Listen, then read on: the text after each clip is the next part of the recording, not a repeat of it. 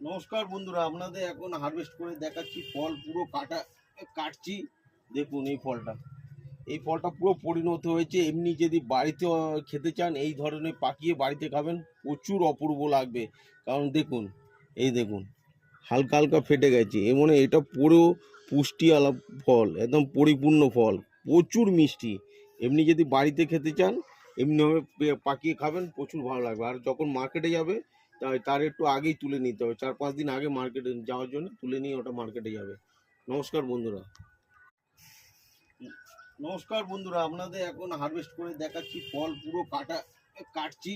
দেখুন এই ফলটা পুরো পরিণত হয়েছে। এমনি যদি বাড়িতে খেতে চান, এই ধরনের পাকিয়ে বাড়িতে খাবেন, প্রচুর অপূর্ব লাগবে।